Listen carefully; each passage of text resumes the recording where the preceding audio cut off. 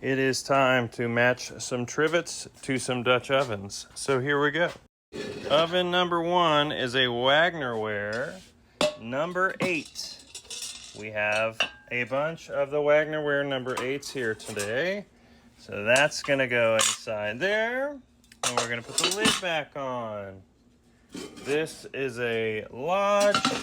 I don't have one in my hand for that. Then there's another Wagnerware right here. So we're gonna take another one of these and slide it in there. There we go. We got another Wagnerware with a glass lid. So another one of these very common trivets.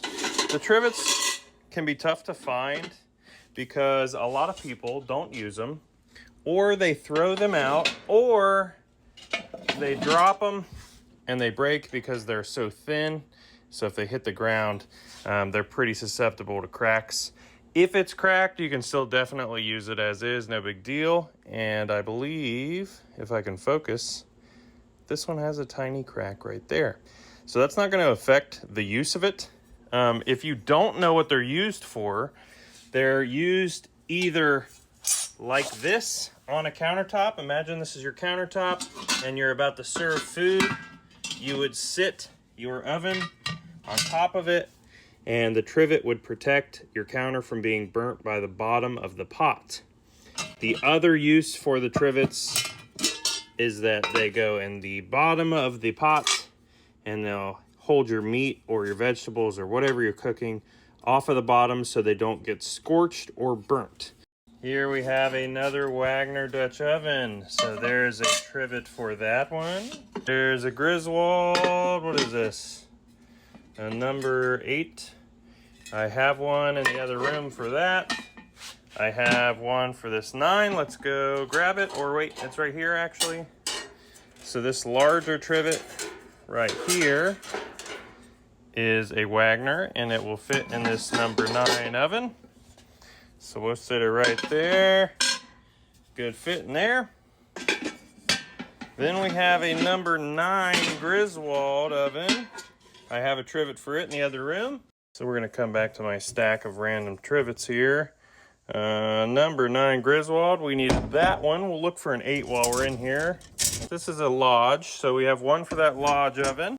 And here is a number 8 for that Griswold. The reason this thing has like a goldish tint is because it's nickel plated.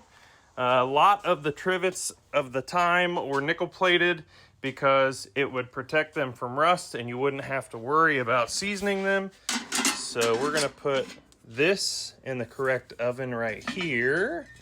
So this Griswold now has a number 8 trivet. And then let's see, this number 9 Griswold will have the correct number 9 trivet. I don't want to sit it down too hard. There we go. So that one's covered.